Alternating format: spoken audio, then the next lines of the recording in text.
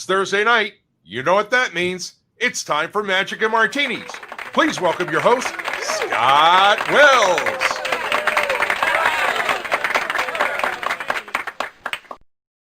Take your seat. That's okay. Thank you very much. I appreciate everybody being here. Fantastic. Well, Happy New Year and welcome to 2021, a year of promise and happiness and joy, hopefully, and that we'll get everybody vaccinated. We'll get this all behind us, and we've got a whole new year ahead of us. And I'm glad that you guys are joining us over here then tonight on both Facebook over and YouTube as we start into our 31st episode of Magic Martini's virtual happy hour here tonight. So we've got a good lineup of really good, interesting guests that I know that you're going to enjoy. Please join us if you can by just typing in your comments, your questions. Let us know who it is that's here and where you're from. And make sure that I turn down my phone, just like I told everybody else to do that I didn't get around to. So anyhow, let's get started to begin with introducing my first guest. And by doing that, those of you who might be new to this, that rather than me telling you a little bit about their background, I kind of let the video tell the story.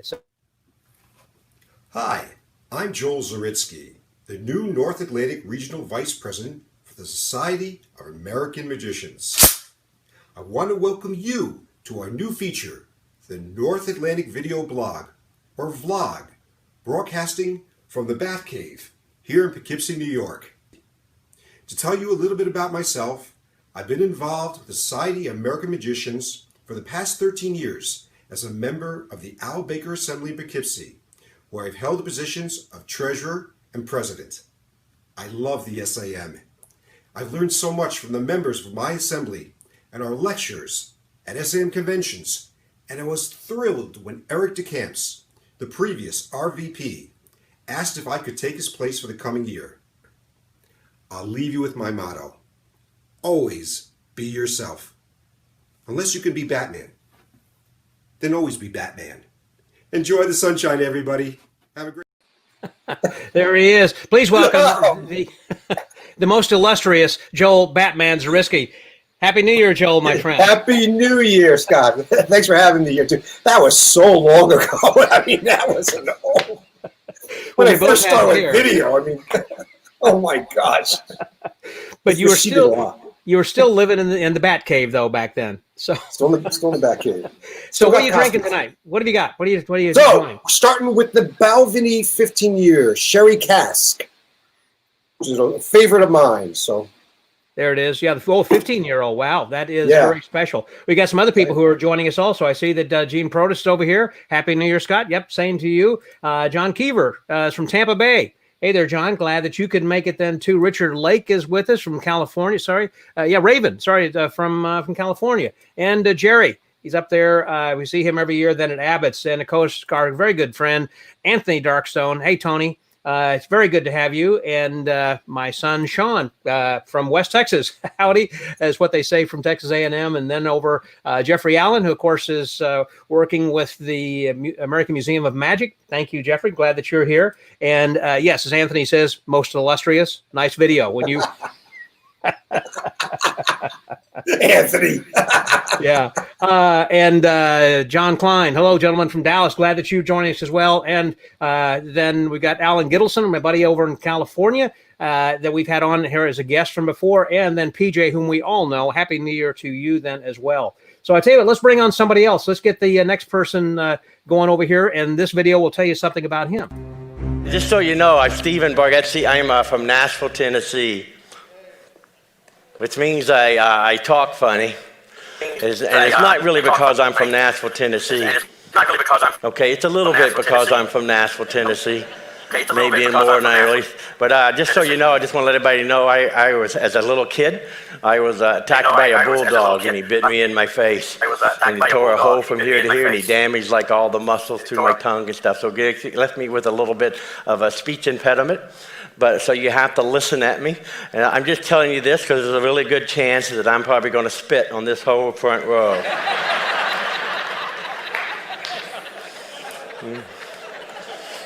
But I had the plastic surgery. I had 6.5 years of plastic surgery, the kind that makes you real handsome. It worked. They take skin from the other parts of your body and they kind of rebuild your face. Most of my face is my butt. It looks good. It looks really good. I have bad breath a lot, but it looks good. It looks good. You don't want two. The one that's a girl one. That's the one most.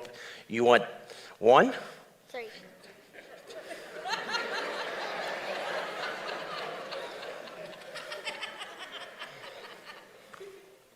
Is there anything in number 3?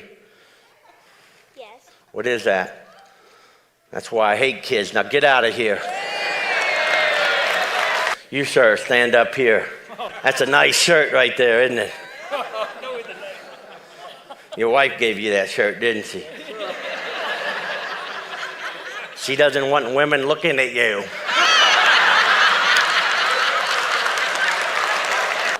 There you go. I think 2 more pumps, I get everything he's got. Thanks so much. Great. And there he is, Mr. Stephen Bargatze. Hey there, Stephen. Oh, man. Where'd you get that film? Well, from the archives, kind of like with Batman. Pulled it out from the old archives. Yeah, I thought you was going to do my knife gag for a minute, and I go, oh, no, don't do that, Scott. But you didn't. You did it well. Did a little bit of editing there. Yes, I did. So what do you enjoy? Joel have been traveling a lot together. Yeah, right. Really good to see him again.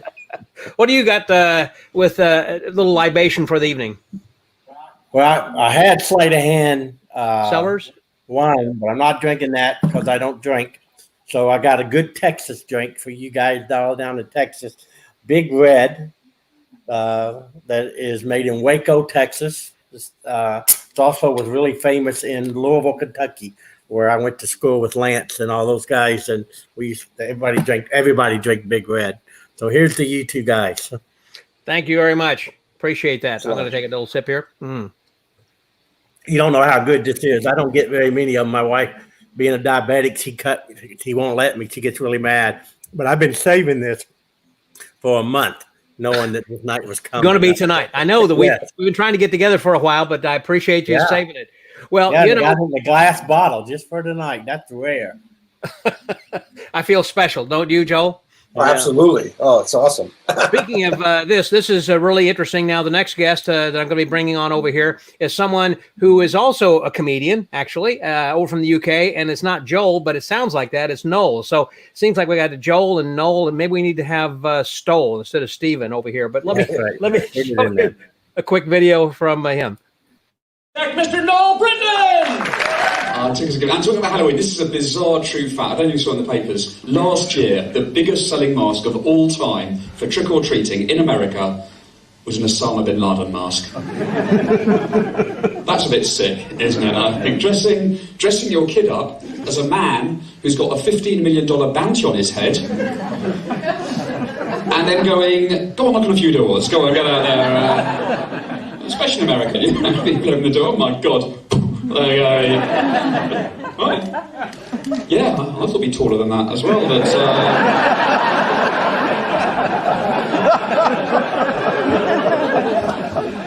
And the Scooby-Doo pyjamas a bit of a surprise. Well, it's very lovely. I'll get that one as well, it's not nice. I was doing a show a few nights ago, I didn't get off properly, I left a bit hanging down like that. I didn't realise. I walked into McDonald's after the show and got a job. Actually,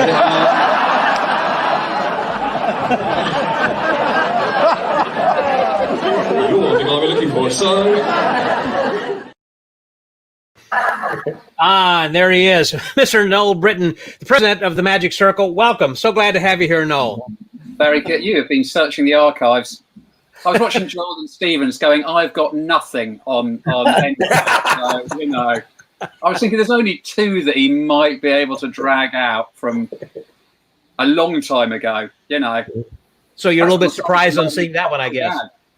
Nothing like showing topical gags 15 years later. That's what I say for the... Osama bin Laden. Can't be more topical than that.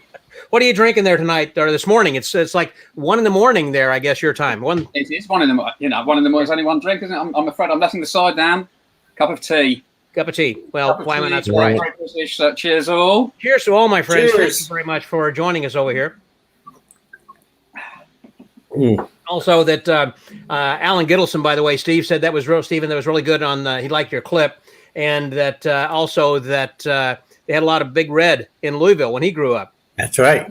Still very popular. You can get a Big Red in any like fast food shops. You go to McDonald's or a Burger King, and you can go, and I want a Big Red. Yeah, they just get it. White Castle is where I get it all the time. Yep, Big Red there as well. Yeah. Well, one of the future presidents, by the way, Mr. John Stirk with the Society of American Magicians, coming up behind you over there saying hello. Then, of course, Joel, glad to have him. He was a guest sometime a ways back then, too. So anyhow, what I thought that we might do here this evening is, aside from drinking, then we'll just do a little bit of talking about politics. Now, there's a lot of politics going on right now within our organizations, and that's what I'm referring to. And each of us have our own way of handling that, or each of our organizations, the I.B.M., the S.A.M., and the Magic Circle, as to how that we had handled our membership, our constituency during the past year, and each in a similar way of being able to embrace the technology that we have available to us by going out virtually. I was, first of all, like with the Magic Circle, I feel so much more included this year than ever because of the Monday nights lectures that you guys always get to have, and I never get to attend being in the U.S. But now that they've been online for members only, that we can attend that. So it's great to see that. The things that the I.B.M. has done with the JAM and other kinds of lectures and shows that you've had, and the S.A.M. then with the V1.1 plus the lectures on Monday or Friday nights and things. Lots of stuff going on. So I think I'm going to kind of start with Noel to begin with and talking about the Magic Circle. So tell me a little bit about kind of how that developed. I know Daryl Rose was very involved with all of that, and many other people are behind the scenes. Plus, you got the Magic Circle TV or something like that, Magic TV. Tell us what's going on. So TMC TV was a sort of initiative that was going to be brought out was talked about at the beginning of last year, more for our overseas members and regional members, just to give them a bit of extra content if they couldn't actually get to our HQ, which is in London. So it was on the cards, and then COVID hit, and suddenly it got moved up the priority list. So it's always nice. It's always nice to have something planned that you can then fall back on. And Megan Knowles-Bacon, who's our vice president, sort of took up the banner on that, along with Pete James, who does a lot of the technical side. And we decided just to put that out every week, thinking first of all, of course, that this will all be over and done with in a few weeks' time, and we can get back to the headquarters and do our regular lectures. So you jump in with both feet, going, we're only going to do a few, so let's make them really special, and let's get all the big names in, and then 3 weeks later it's like scrabbling around for what do we do now? This is going to be a bit longer than we thought. So I think we're up to about 35 episodes or so, and each of them are an hour. But again, as you say, it's what's great about it is that members from around the world can contribute. So they all send in clips, and it can be a trick or historical stuff, or making things, making props, ideas, talking about performance. So it's as you say, being overseas yourself, as far as we're concerned here in England, you can participate probably more in the last year than when the building was open. It's one of the sort of strange elements of COVID, which has been horrible in so many ways, but does have a few sort of little sparkles in it as well. Well, you guys have been locked down for so long, pretty hard, and then recently, of course, with the new strain that was coming out, they clamped down completely, I guess, now through February, that you can't even leave your house except to the grocery or something. Yeah. I mean, if I was an escapologist, being locked down this long would not be an exciting act, I have to say. You've got you've got 9 months to get out, and the clock starts now. So yeah. We had about 5 months, I think, and then another couple of months, and then it's just all kicked in again. But yeah, it's weird again, isn't it? How people can deal with it. I love being at home, and I'm not a great going out social person, as been shown by my choice of drinks in comparison to you three today. I'm much happier with a cup of tea at home. So I'm fine with lockdown. But if someone said to me, "Oh, you've got to leave the house at 8 o'clock every morning, and you can't come back until 10 o'clock at night, and you have to spend the whole day socializing and shopping and being out of the house," that would be my idea of hell. So I can understand someone at the other end of the parameter going, "Oh, being stuck inside for." So it's perfect for someone who's an agoraphobe. Yeah, no, absolutely. Which is unusual, because that you are a comedian and you work comedy clubs and do that kind of a thing to the public. So in other words, when you're out, you're out. You're a public person, but when you're home, you want to just stay there. Yeah, very much so. Yeah, who's got that great line? Stephen probably knows about someone who is an agoraphobe and a claustrophobic and had to spend his whole life just standing in the doorway. That was so I'm not outside and I'm not inside. Yeah, I think John Archer, isn't that him? Probably Archer. Probably Archer. But yeah, so it's different things for different people, isn't it? But and I think if you've been on the road for years and spending time in very sort of social situations, suddenly to have time off from that can be a nice change for some people and a horrendous change for other people. But and I think some people have changed. I think a lot of people. I know one performer in England I was speaking to recently, because we have a virtual Zoom HQ every Monday as well after the tour, a lecture or show or whatever we have on, and people just get together and chat. And he's a performer, and he was saying for the last few years he has worked every day in August, which is our peak season, sort of peak holiday season. And he said, "Oh, I think next year, if it's back to normal, I'll probably take a few days off in August." And it was just lovely going to out and about. And so I think people have changed their perception on what they need to do. And I think a lot of us, once that we get back out into the world, will have a different perspective, kind of like, do I really want to do that? I mean, even some live shows we're being offered right now, that it is hard to say yes, because is the risk worth the reward? Probably not in some cases. I mean, like in the very case right now, I just want to talk to you, Steve, for just a minute. We'll get to the I.B.M. and the Jam and stuff virtually and everything. But I know that did you break your leg or something, I think, with your leg? Exactly. Yeah. And then you actually performed a show and it got worse because you actually were standing on it and you shouldn't have been for a while. Yeah, I got too excited. I told him I tried to get out of this show, and this guy just he played professional football, and he was saying, he just had his hip done. So he said, I will be hip crawling around too. So he met me, took me around back where I didn't have to go any stairs, and he said, I'll have a stool for you, everything. So he talked me into it. And but then, it's been so long since I had done a show, and hearing those laughs again, and I'm not saying anything. Seemed like to me I was more on than I've been in forever. I mean, it was like every joke hit, and I was coming up with new jokes and new things that I had never said before. And I was just like, who cares?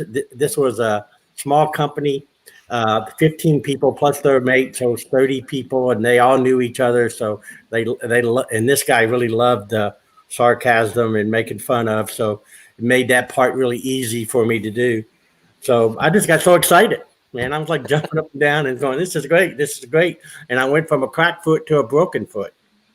Wow. And, so I went back to the doctor, and he goes, this is way worse. I don't know what you did.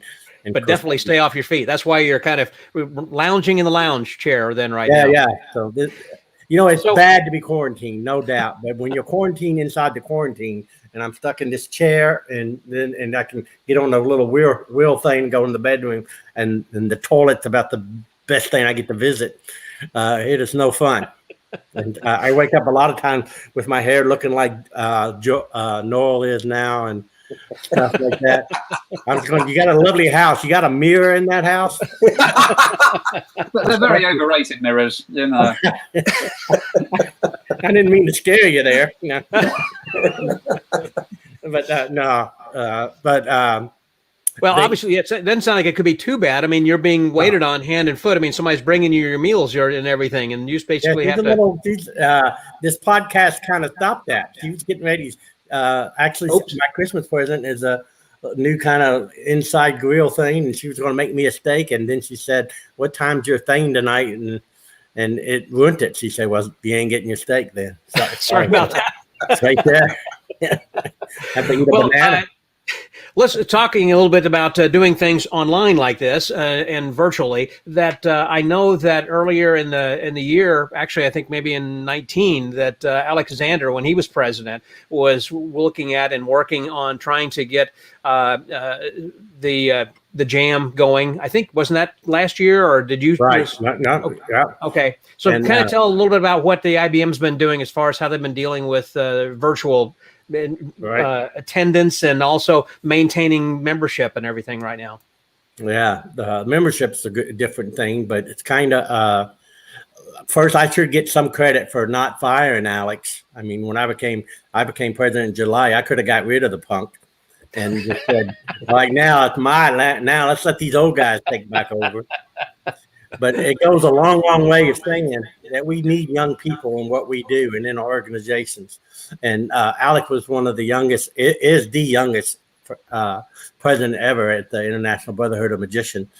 And there was a lot of doubt in Alex. And could we run with a young guy? I mean, he was in his 20s, and turns out, yes, we can, and very well. He was the perfect man for when the pandemic hit, because he jumped right in with Ryan Pillington, and they put this stuff, the jams together, and man, we did like 25 hours worth in 2 weeks. Yeah, and that it was pretty amazing, and it was so popular that we kept that up. And then when I became president, I'm a little bit like Noel. I had to find out how to share something and then how to find it. You know, when they ask me about computers, I go, I'm not good with computer stuff. If you just have to say computer stuff, you should know. No, this guy doesn't know what he's doing. And so we kept him in charge. But we have so much content online for all of our members, and they can still go to magician.org, and they can find all of that. And we do it. The first Tuesday of every month is a variety talk where we just talk to people. I don't know if Joel's been on there with us once. I don't know if you have, Noel. You should be. I'd love to. I'll see if I can get you up at 1 or 2 in the morning again pretty soon. Do another one. Now that we know you never go nowhere, you should be doing one of ours. Absolutely. We would love to have you. But well, is this information also right now available to everyone, whether you're an I.B.M. member or a potential member or just anyone? Only if for the week that it comes out on Facebook. So if you're watching Facebook and you watch it live, anybody can watch it, and it's usually that way for 24 hours or so, and then it goes to our page, and you have to be a member to see it. So it's archived on magician.org. Okay. Yeah, and we also got Who Booked That with Harris Greenbaum, which is very, very funny. Guy really put a ton of work into that little podcast, and he's had a lot of good people and a lot of talks and prepared. So he does that on Thursdays, I think. I should have checked with that. We also, so once a week is the variety jams, and on Tuesdays we have Sway Nagans. I guess I don't know how to say his name. Billy Sway Nagans. He does an online game night every Monday night. And that's also for our members where you get on there. And I've done a couple of those, and they're really, really fun. Just to hang in there and become part of play these trivia, like fun games. And you really get to find out about the people with who you're on it. And on the third Tuesday of every month, we are now started inside the Lincoln Ring, which is really kind of like what happened at Magic Live when you would go there, and they would have the people that write in the magazine would come out and tell you about, their articles and what's doing. So on the third Tuesday of every month, we get somebody from the Lincoln Ring that explains or talks or shows something that's going on there. So sounds like there's just a ton of stuff that the I.B.M. is doing over there. Now, how does the S.A.M. keep up with all that? I mean, I know now they do a good job. I think the S.A.M. does a good job with a lot of stuff, and I've been involved with a lot of things that have been going on there as well. And I'm glad to be a part of it. I know that Anthony Darkstone's on with us here, and he's been an integral part in expanding this to an international organization, even more online. But tell us, Joel, a little bit about what's been going on this year virtually with you guys. Well, we started Assembly V1.1 over 5 years ago. That we've had an online assembly because, we've realized 60% of our membership, don't belong to a local assembly. So we wanted to integrate everybody. The whole thing was about connectivity and camaraderie. So we wanted to bring everybody in. So Assembly V1.1, we've had, over 5 years of shows. Then we started the lecture series, which we opened up to every magician across the world. Yeah. And, we've had upwards of 3,000 people a night, coming to see those shows, which has been amazing. Then you have Anthony Darkstone, who's done the International Assembly. We've had International Assembly gala shows. We've got trivia nights coming up there. There's so much online information for you and online content. We were all part of, we all share the same magic DNA. Right. All of us do. It's great that you're keeping this open, just as the I.B.M. is then also to people around the world, whoever wants to watch at whatever time. And again, being archived, I like that they can go and take a look at that then later. Likewise, like with the Magic Circle, that's archived and go back and look at something. I was going to ask you just real quickly as an aside, Noel, I guess just kind of a quick personal thing. The lecture that we just saw with Mark James last week, is that posted yet then? Not posted quite yet, but it's going up very shortly. It was a great lecture. No, that was really, really great. But just quickly mentioning this stuff, I think it's going to be an amazing time in 50 years or 100 years to look back at this particular time, because there's been a real snapshot of the magic world, much more than in the last few years and probably in the next few years. With everyone locked down and not doing shows, so many more people have been available for doing podcasts and being interviewed, and people that wouldn't normally do that stuff necessarily. And this last 9 or 10 months, so much content's gone out. I think it's going to be it's a hugely sort of historical time in the future, looking back on this, because of the amount of stuff that's been saved. I think that's true. A lot of the stuff has all been archived out there. And part of the good part is that, just as you're saying, that you're home a lot. And same thing like with my podcast. Whenever I'm contacting people about, are you available? It's like, yeah, I've got nothing else to do, because otherwise it's hard to nail someone down unless I'm actually at a convention where I can actually talk with them, because otherwise, but now they're saying, yeah, I mean, otherwise they're out to sea, they're doing a show, they're traveling, or whatever. It's hard to get some, but right now, yeah, that it's easier to reach out. And as a result, I think everybody is trying to remain relevant and wanting to have some sort of a presence. So they're accepting any and every opportunity to talk like this, or podcasts, or anything, to let the people know that you're still around and you're alive and everything is still working fine. So, but what that's creating, I hadn't thought about that until you just said that, Noel, is the archive that we're building of this great content that people can go back and look and listen, that we would never have had the opportunity to hear. Scott, I think this is a time of renaissance. Huh. I really do, because you think about how much magic has been developed for this media. New things that have come out there. I've never seen anything like that. Mm-hmm. And the sharing between, the Magic Circle and the I.B.M. and the S.A.M. I don't remember a time like this where we've come together as a family. I mean, truly as a family, as a magic family, and really elevating the art of magic beyond anything we ever expected. Yeah, I think one of the things that might be a problem with all this too is, I think we've learned to appreciate the different forms of magic, especially because none of us figured we'd all have to learn to do mentalism.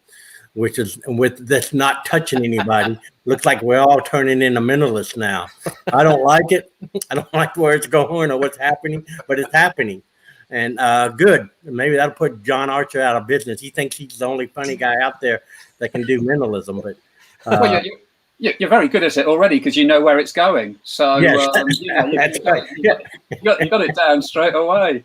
but the other thing with archiving this particular moment, and this is a sadder element of it maybe, is I think I always think it's fascinating when a platform for magic disappears, whether it's variety or vaudeville or silent movies moving into talkies and so on.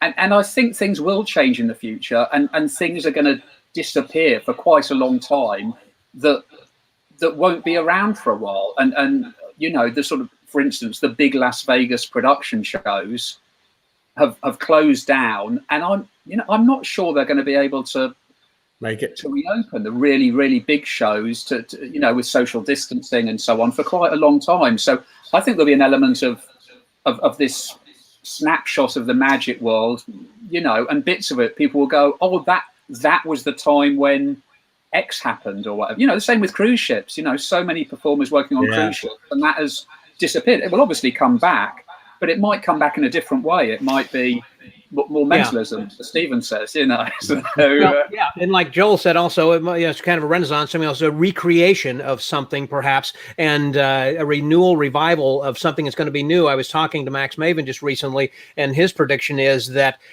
we are being social animals, just human. We want to be with people, that we will probably be seeing live entertainment being one of the first things to return, because that means Broadway, Las Vegas, symphonies, all kinds of opportunities, particularly magicians and gig artists of all kinds of people entertaining, because they want to see that and live. I mean, because we've been home watching Netflix and Zoom and everything else, we kind of got our fill of that. Now we want to see live stuff. So there could be a renaissance of new stuff, and people, there's no excuse why whenever we come out of this that people shouldn't have practiced and have maybe a whole new act or something, when we're out of this.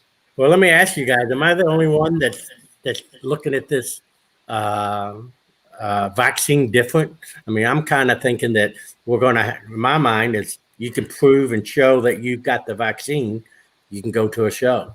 That we're going to have to show some card or show something, and as long as everybody has it, are you saying you don't think that's even within the near future? Well, that's interesting. I was just talking with a buddy, Jamie Salinas, here in town, and he had done a show over Christmas, and he said people had wristbands, red, green, and yellow. And so if it red meant that they didn't want you to be anywhere near them. Yellow meant that it was okay, you can fist bump, elbow bump, or whatever. And green meant you're good to go, you can touch, shake hands, they were all fine. Anyhow, so you can interact with people differently that way. And it could be what you're saying is that maybe people will have some sort of a button or a wristband or something. I've been vaccinated or whatever. Maybe. That'd be great. I think it'll be like a 666 right on your head. And then people will go, oh, he's had 6 now. Please don't take that serious. You can have a color changing wristband for, when people that you don't like are coming in. Back off. Yeah, exactly. One of the things then also that was a result of this was that we have seen a renaissance of people embracing the Zoom and like this StreamYard and virtual shows and whatnot. Some have done shows, some have not. Some have been slow to get into it, and some are still just now putting their foot into it a little bit then at a time. That one of the things that was really great for a while, I think, was we had David Sandy on Sunday night was doing his Collector's Corner, Magic Collector's Corner. It was 2 or 3 hours long, and it was fantastic. And he closed that out last year, and he's going to be starting that up again here, I believe, this month in January. That I had a comment there that, thank you, Jeff Horton said, nice shirt. Yep, I got this, actually. That was something that there was a short period in time that during that show that they were talking with Adam Blumenthal at Tannins, and he said, for anybody who's listening, send me an email, I'll send you a free t-shirt. And it's like, wow. So I got a free shirt out of the thing then too. But anyhow, I think that all of us are really enjoying this to differing degrees as to how that we are accepting it and embracing it. Some, again, are kind of getting slower to the party, I guess. But one of the things I think that is interesting, too, is how that whenever that we have gotten into this, that, our families have either benefited or not. And it's kind of difficult whenever that you're being brought up actually in a family where that there is a family situation where that the parent, in my case, being a male magician and having a child being brought up. And so one of the things I wanted to bring in over here for just a minute, I've got my son, Sean Wells. Hey there, Sean, you there? I think I surprised him. Can you see me? There he is. Hey. Welcome. These are the guys. There's Stephen. Yeah. Thanks, John. That I just wanted to, as a child of a magician, what was that like for you growing up, of having your dad as a magician? It was like growing up in almost like a carnival. That was actually one of the things that my wife has said. She said that marrying you, I feel like I married into the carnival life. It's just there's nothing really is as it seems when you walk into the house. You never know what when Dad comes in the room. Hey, let me show you something. It's not like, whoa, what's about to happen here? It's gonna be a cool card trick. So it's always it was fun. It really was. It was a totally different experience than I'm sure most people have. But when you have all your friends over, and then your dad comes home late from a show, and of course everybody's hanging out, and next thing you know, they're like, "Oh, hey, would you show us something?" So after just doing a whole show, I mean, the guy's been out all night doing a show, spending hours doing that. He comes home and goes, "Oh yeah, let me show you this." And next thing I know, my friends are getting this whole show, and I'm like, "Hey, thanks." Pretty fun. We got something you drink in there too, Shano? I am. I've got my little whiskey soda. Whiskey soda water is what I like. Thank you. And I was noticing on the bottom of that you had, what was the logo? You had Superman logo. Hold on. There we go. Mm-hmm. Yeah, I got the Superman logo, and then There you go. There you go. The Yeti. I got the Yeti. Well, the reason I wanted to bring that up is because I thought it was kind of interesting then too, and I think that that I'm not the only one with a child who has who also had a father as a magician, and so I want to bring on somebody else over here then too into the stream. Just a minute, Mr. Nate Bargatze. Hey there, Nate. Hey, how are you?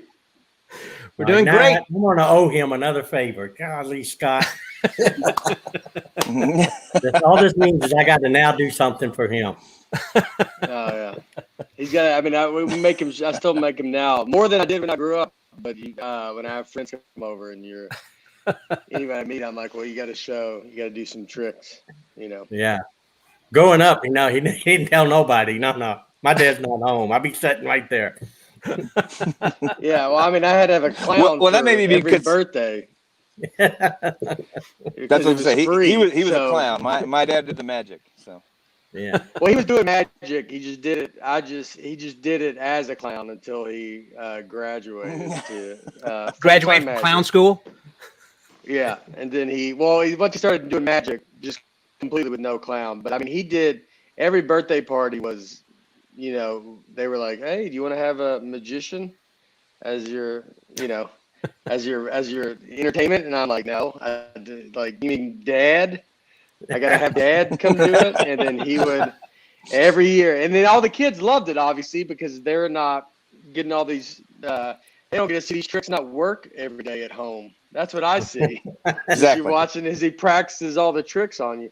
I always tell people, they ask me if I can do. I'll get asked a lot, like, "Can I do any magic?" And I say, "I can't do it, but I can ruin it for you if that's what you want." I can ruin it for you. It's a very uninspiring. Exactly. Can you do this? I can explain it. It's a very uninspiring clown name, Dad. Dad the clown. It's hard to go anywhere about it, really. Bingo or bongo. No, Dad the clown. Exactly. Exactly. Well, Sean, I remember also though that you actually did some magic, because a lot of times it seemed like you'd learn like 3 tricks, and so when your friends would say, "Do you do any magic?" you would show them like B wave and a couple other things, and then you'd stop. That's all you had to prove. That's like, I'm a magician. You only needed those 3 Yeah. things, basically. You know. Well, when I was much younger, I was into the escape routine. I like to escape, out of things. Yeah. Unfortunately, I do remember a time where I got all chained up and locked away, and you guys were gone, and I had a babysitter that said, "What are you doing right now?" And I said, "Oh, I do this all the time."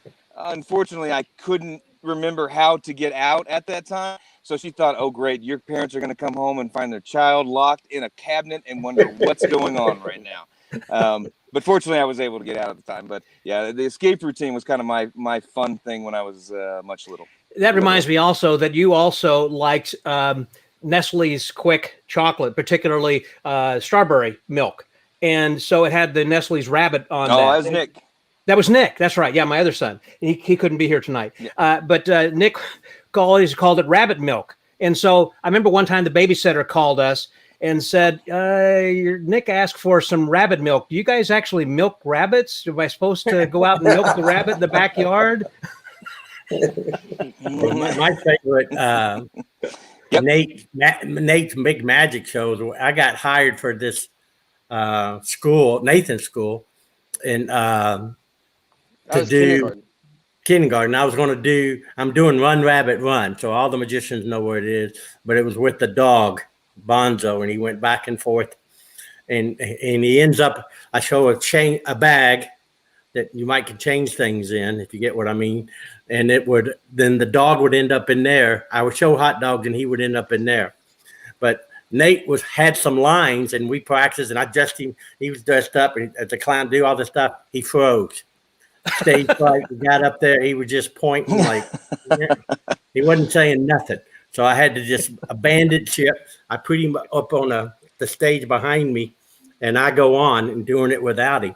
And in the meanwhile, Nate notices it inside the bag. The dog's already in there. There's another. He sees the dog in the bag, and then for the first time, he decides to go up to the microphone and tell everybody there's another dog in that bag. That was the end of the magic career. I said, you got to find something else. Maybe where you can sell out theaters instead of just doing birthday parties. That's my Nate does magic story. Yeah. Well, I was, grew I up mean, on the it stage. was, I feel I was like in Dad was kindergarten doing so. stuff, and he would always put me on. What was that, Sean? Sorry. Sean, you started to say what? I was just saying that Dad always had me on stage. So I remember doing when I was much younger. So I was curious when Nate, obviously being on stage regularly now, really started to get his stage presence. When did he feel that was, or when he start to get on stage? Like, that's a good question. Yeah, Nate, when did you actually get started with that? I remember growing up, I didn't think of much about it. I mean, it's funny is I realized a lot more now as when I started comedy that like when I got into comedies, like all the bad gigs I did, like I realized, oh, that's what my dad was doing when I was a kid. When he, like, you don't think about the road because it's just your dad is going to do a show.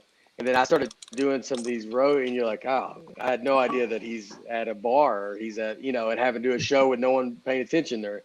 Just all the nonsense you got to go through as you're coming up. But I would do stuff. We did stuff at our church, and I would get on stage a little bit there and did it. I don't think I've completely wrapped my head around, like I wasn't thinking I'm going to be something, a magician or stand up or whatever. And I was just always kind of funny. And then I just thought more and more about it. And then, luckily college didn't really work out for me. It didn't look like I needed to be there for anything that I was going to go do. And so I just always kind of wanted to do it. And then I moved. That's when I kind of thought I wanted to do stand up. I know how much work being a magician is because I saw it. I know you got to practice it every day.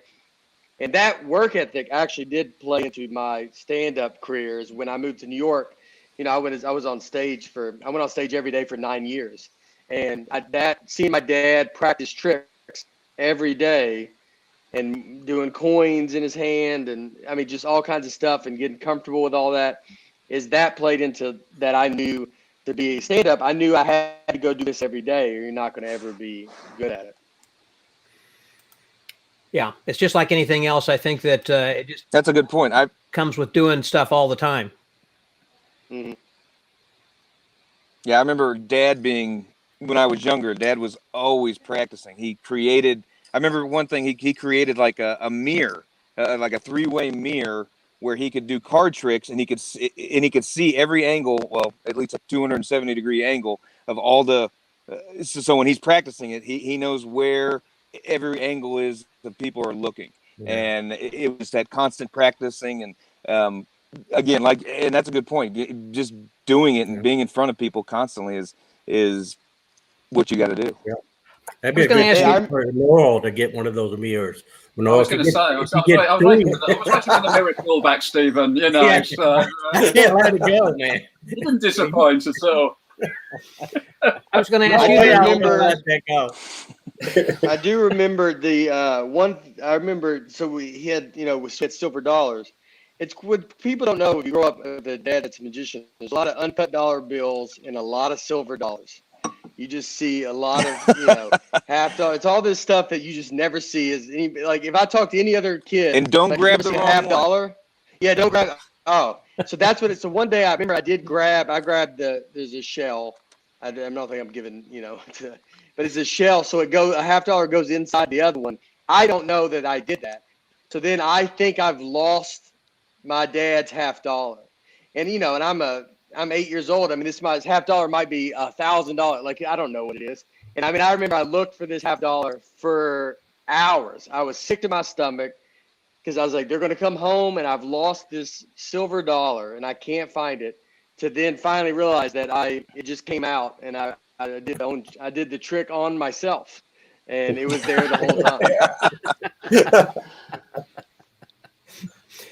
I remember a guy telling me one time. I guess I was more afraid of that because Dad told me that. Oh, I told. I'm sorry. Say it again. Dad would tell me those stories growing up. Oh, yeah. Yeah. I remember a friend of mine telling me that he was at Circus with his child one time, and he was buying a balloon. There was a balloon machine. He put the quarter in there, and just as he put it in there, realized that was the cigarette through quarter. And he thought, oh that's an expensive balloon. That's a very yeah. Noel, I know that, again, you work a lot of comedy clubs and everything. So what was it like in the UK? And when did you decide to kind of flip the switch to do magic and or comedy? Or did you do one before the other or simultaneous?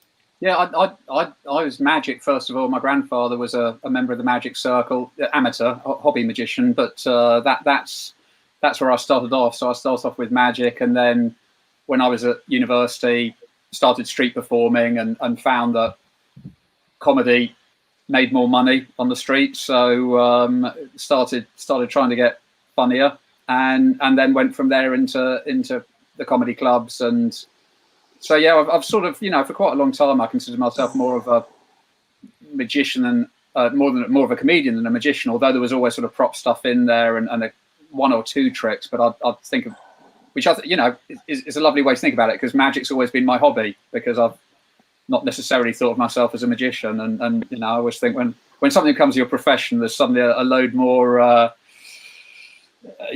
lot more riding on it, and sometimes you can sort of lose not your passion for it, but you see it in a different light. So yeah, so they were side by side, magic and comedy for a long time.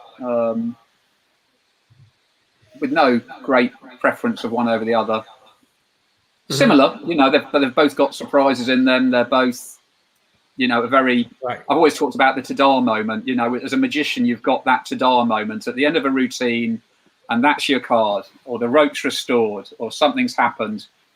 And stand-ups don't have that. Stand-ups don't have that moment where you're going, that is the end of that routine.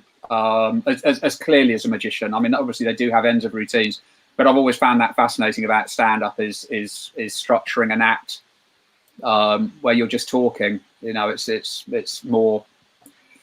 You can take a drink of water. Yeah, it's a smoother transition from one thing to another. Like, I'm done with that whole little series. Yeah, yeah. So. Well, I've heard it said before that, particularly by comedians, that they don't appreciate magicians because they consider them to be prop comics, because you're depending upon the prop to do the trick for you, as opposed to just standing behind a naked microphone like Nate does and just and saying something funny. And the rest of us have to use a prop, perhaps. I mean, of course, that Carrot Top's made a living of that, and Gallagher and others as well that have been very successful. So it's not a bad thing. But I just think that do you find that that's true, Nate? I mean, do you have any less respect for a magician? I mean, of course, you come from a magic family, so it's hardly a fair question. But have you heard guys? Yeah. Be careful. Yeah, be careful. I think as a stand-up comedian, we are the superior art form. But you know what's funny is I've always defended, and I mean now Carrot Top doesn't need to be defended, but I remember starting out in comics would not like Carrot Top, and I never understood it because I remember just thinking, I'm like, well, who else is doing what he's doing? Like, I was like, I didn't know, like, it was acting like I'm seeing these comics do all the same routines. They do the same jokes. And then they're like, well, Carrot Top. And then I remember just thinking, well, then go do it. If it's that easy, just go be Carrot Top and have that career. I think that's gotten a lot better with Carrot Top, actually. I think comics have, actually respected it a lot more now. I've never thought about magic. Again, I grew up around magic, so I never, I know how hard it is to do the tricks. To be really good at magic, and to where, the level that you guys are at, where a person, I mean, they think it's a fantasy. They think it's a real, they don't understand it. Like you're being so quick with your hands and just all that's going on. I know how hard it is. So I don't think that. I do think though with stand up, I mean, it is hard. I mean, I do notice that we have to, being up there alone and when you're talking, you get no breaks. You don't have, I mean, there's times I can be on stage and you just want, sometimes just to turn around, just to have a 1 second to be like, the focus is not on you, but you don't really get that in stand up. So I like the aspect of that. A lovely assistant to point to. I would, you just want someone to go look over there, and then you can breathe for a second. But it's, it's stand up you create your act and you go out and do it. And, we would do a lot of shows with magicians that, I mean, a lot of hypnotists that comes. I know a lot of guys that became hypnotists. You're friends with Harris Greenbaum. Yeah, Harris. I was with Harris. Me and Harris started together in New York, and he was doing comedy. And he always was doing really stand-up. He would do one trick usually at the end of when he was doing the stand-up shows. But it felt like he was always kind of really working on the stand-up aspect to it more than not, But I think one of the differences, and I think it is one of the reasons that stand-ups possibly have less respect for magicians is that we can go out and just buy stuff, and there are people who can do that and put together an act with patter that's supplied and so on, and you can't do that as a stand-up. You can't say, oh, I fancy doing that next week and going off and buying stuff. And I think that's one of the problems. So when stand-ups see magicians, if they're seeing, I don't know if you have the term hack over there, but over here we'd say hack magicians, But I don't think that's much different from seeing a hack stand-up and going, oh, they're just talking about relationships, or they're just talking about school, or, whatever. You can... It's very interesting how different performers will look at something and just go, oh, that's that thing. And to someone who doesn't do magic, they don't know the difference between someone doing an invisible deck and one of the most original card routines that you could possibly come up with, because it's just a card trick. So I think it's very interesting. That's the hard part. Yeah. Where and we do have that as stand-up, and I think we're all can agree it gets hard when you have to talk to, when you've done, I've done stand-up now for 18 years. That's how old my dad is I've done stand-up comedy for 18 years. Wow.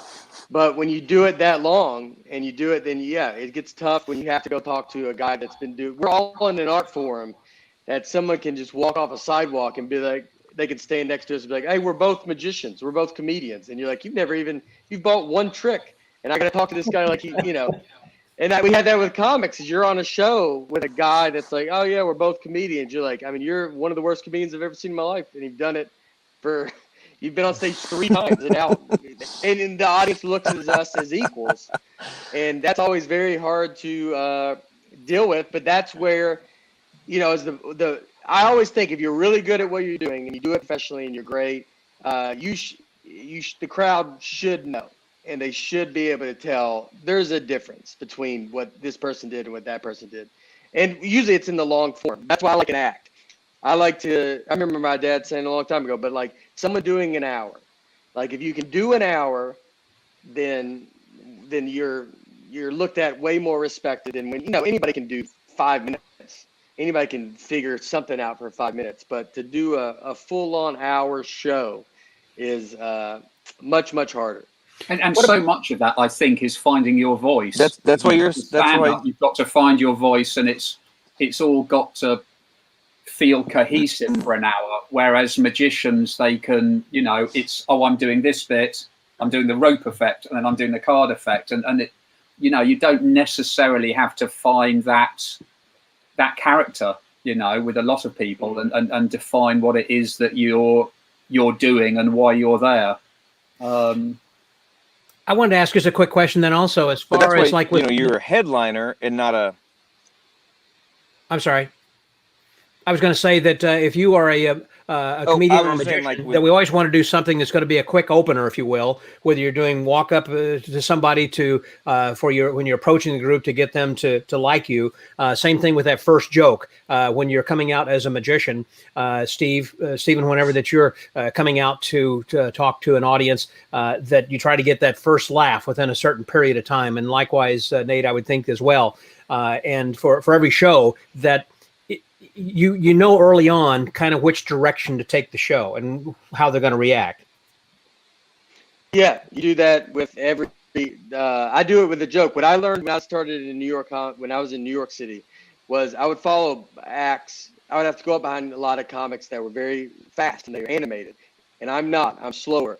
So I learned that I need to figure out how to get this audience into my rhythm of my voice as quick as I can. And I don't want to waste a joke doing it. That was the whole point. Because usually if you don't know how to do it, then I've got to waste an entire joke that you're not going to really laugh because you're going to be like, what's this guy's deal? So I had to figure out, how do I get them into my rhythm as quick? And maybe it's starting awkward, or I'd say a couple little like, I hope this goes good. Just a couple little dumb things that don't matter, but I just need you to hear my voice and hear the tone that I talk, which I think you guys have to do. As magicians, you got to come out and you got to, you're not trying to do your best thing, but you're trying to do as good as you can. And the joke needs to be as quick as possible. It can't be a long. I've always lived by, you never want to be too far from a laugh as far as stand up. I never want to put too much pressure on any laugh. So I just try to always be near a laugh. I never want to be too far. The farther you get, the bigger that laugh has to be. So you try to, even if it's little tiny, just like have some tension breakers just as you tell a story or whatever it is, and you can keep it. It just feels like it moves and it doesn't get too stagnant, Right. I think one of the things that was very interesting in Nate and was when he did his first and second Netflix show, is how he started with a really good joke up the front, and like he had his doing the act backwards. I said, why would you start with the horse joke? That's a great joke, and he was ending in it. But he was just telling me that, Nate, you might want to tell this, but how in Netflix and that world, you've got to get them. Why do they keep watching this? So you've got to start off. To do good very quick. You have to. And Netflix tells you. When you do a Netflix special, you have to submit. Kind of record your set even by your phone so they can listen to it, and they want to hear the hour, and they will tell you you need to open up quick, because a lot of people, there's a lot of people that are watching it that are fans of me, but there's a lot of just as many people watching it that are like, I don't know who this guy is. So when they press play, you got to come out and be just rapid. Like you got to hit the first 5-10 minutes need to be good to get the people to want to stay, and then you can kind of get in your routine. So you kind of got to build your act that way. So you kind of come out real quick, just so people stay. I mean, as far as Netflix, as you know, because they look at the algorithm of everything, they know the second people are turning off. Yeah. Wow. Well, that's what I would think. The same thing with your Instagram or any Instagram. You want to have people are scrolling fast, so you've got 30 seconds, maybe a minute tops of some quality stuff. And Nate, yes, I do stop on yours because I think you're funny, so I will stop and watch. But you've got a quick, just small window of entertainment that you're trying to get to somebody. And with Netflix, people are like, okay, I'll give them 5-10 minutes. If it's funny, I'm going to stick with it.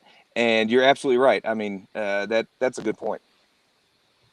Yeah, which is hard. I actually think it's hurting a lot of comedy in the fact that stuff is getting too quick and it makes jokes easier. As comedians, I don't like on Instagram all the guys that are making just these quick memes, right? So like they got to be like, it's not as funny as a meme. But a meme to me is you're not going to remember a meme. A meme is like eating, food that's not going to fill you up. You just kind of go like, oh yeah, that was funny. I like flipping by it and stuff.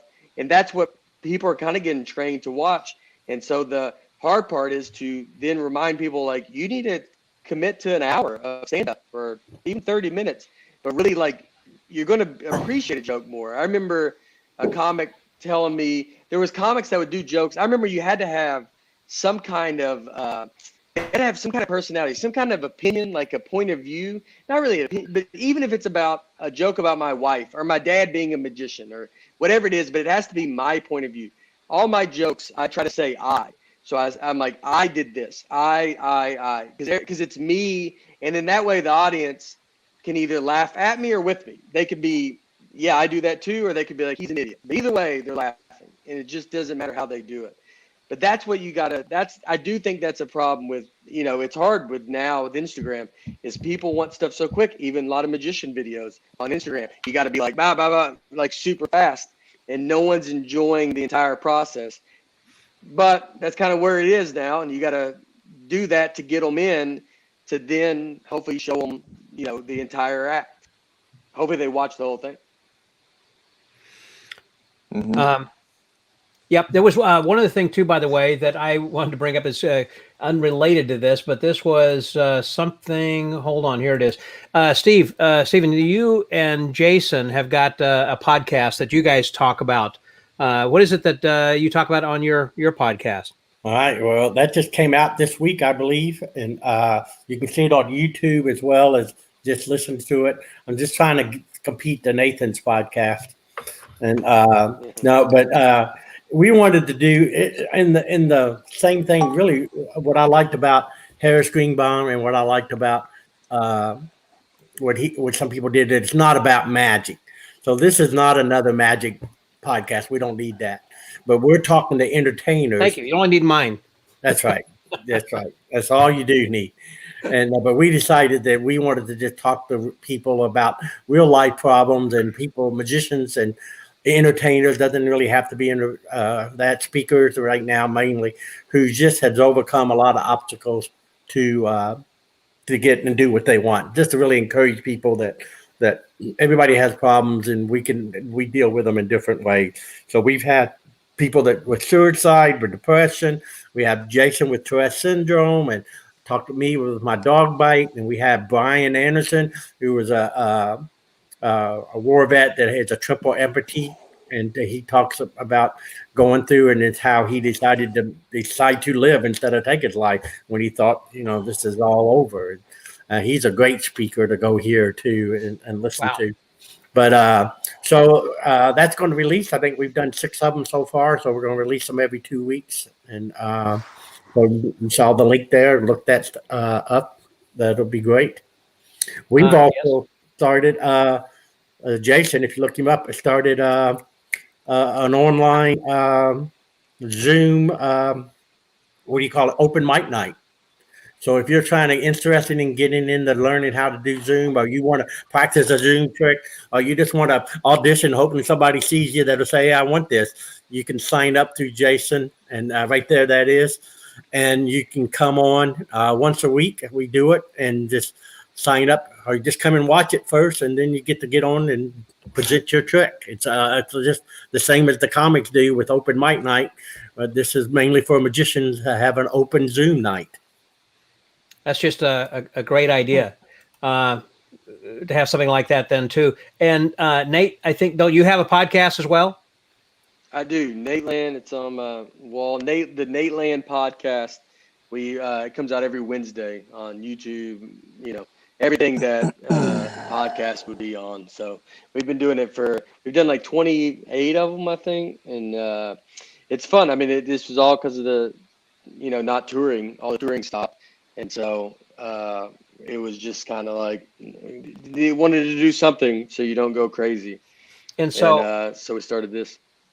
And are you talking just with other comedians?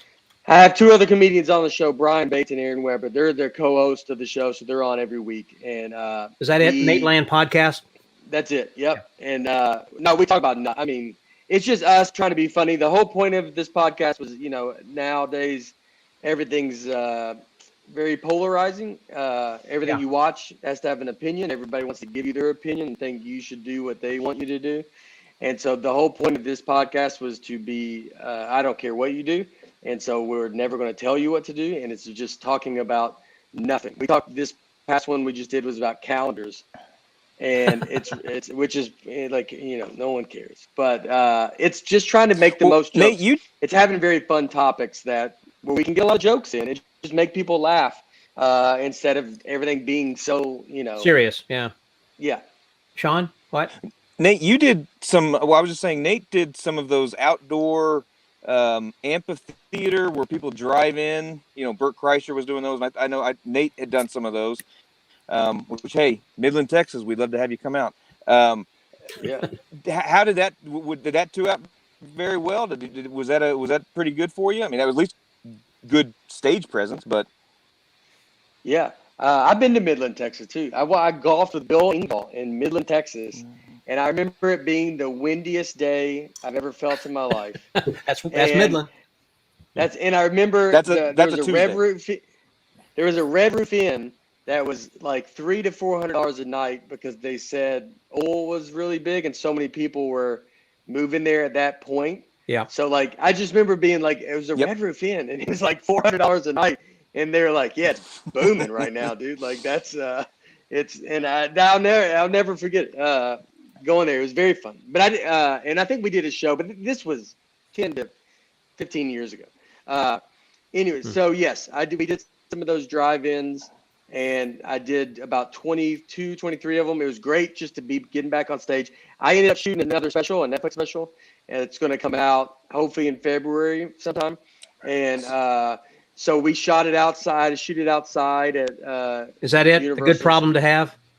That was the tour I was on. The special hasn't been. It hasn't been announced or anything yet. I don't think I'm supposed to even say it's on Netflix, but it will be. I think they tell you not to, but so if they come track us all down, everybody will be fired. But I was able to get back on stage and get into some kind of rhythm and do these shows and to feel these people appreciate it. Doing drive-ins are great. I mean, it was, a unique experience. You got to get used to the timing of it.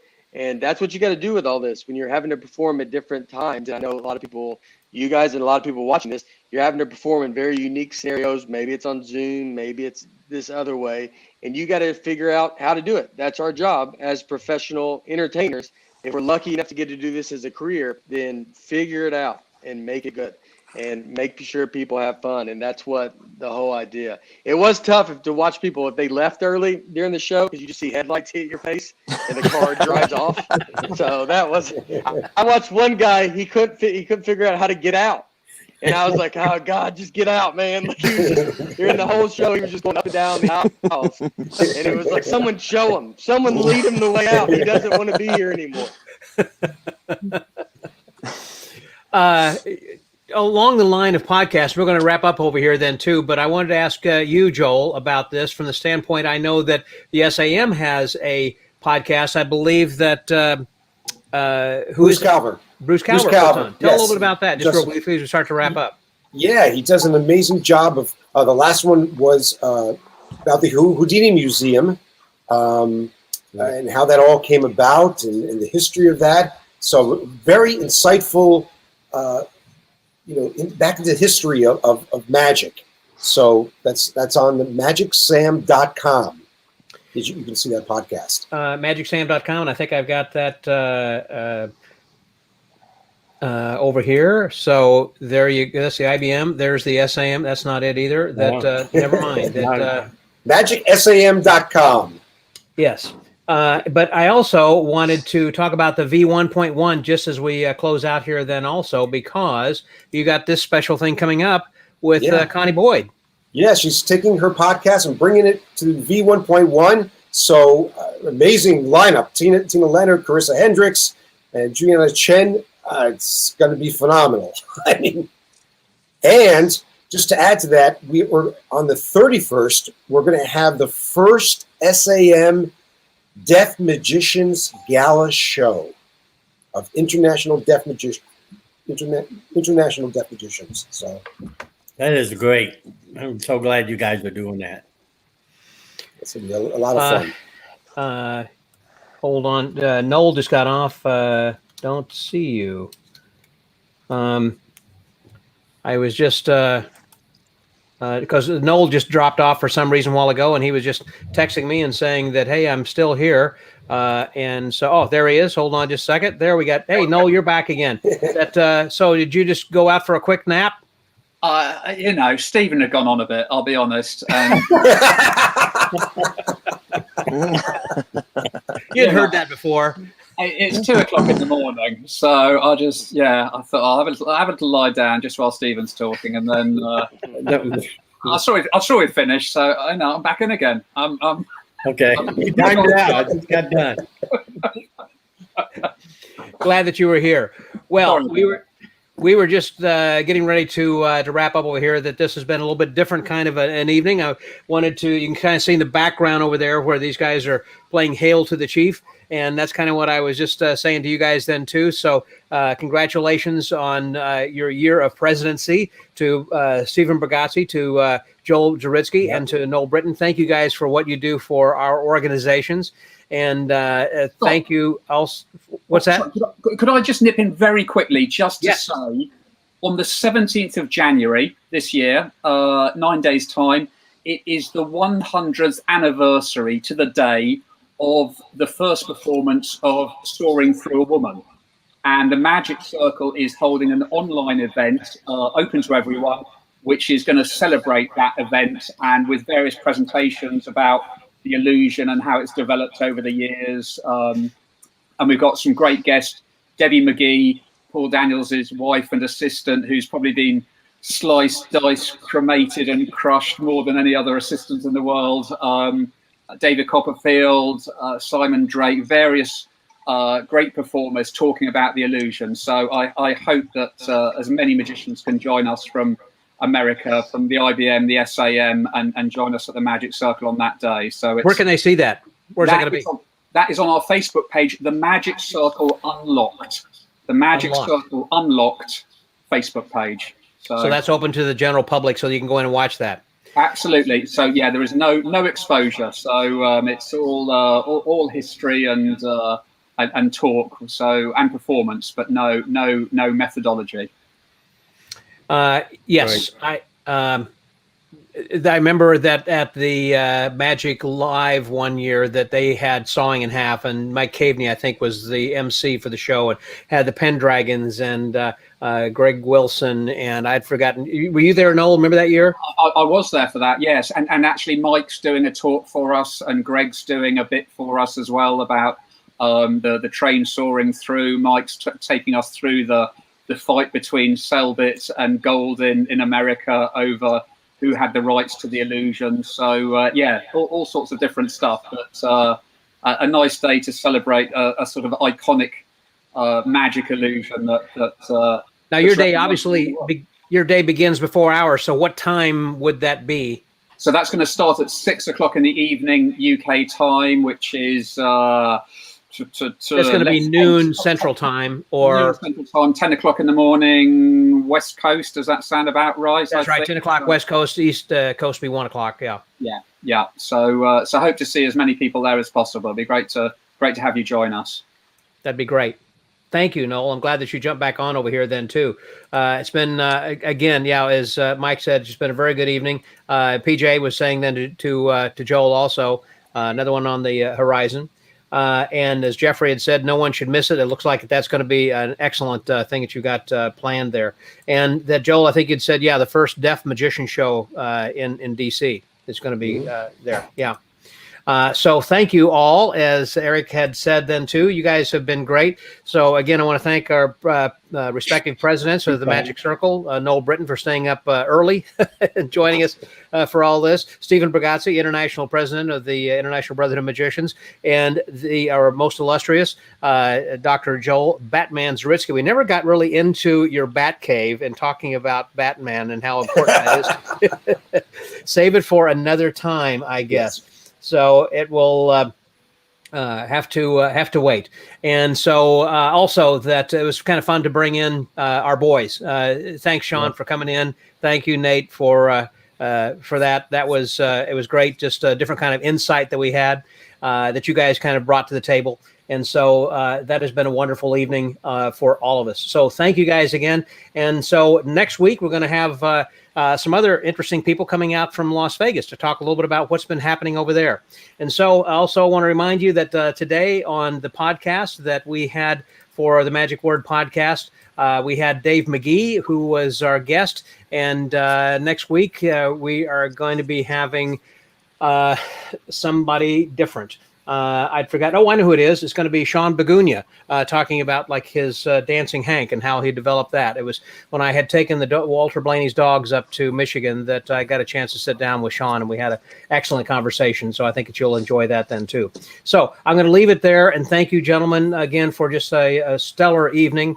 And until next week, when this was the 31st, next week will be the 32nd with all new guests. Please join us. This is Scotty out. Good night. Good night.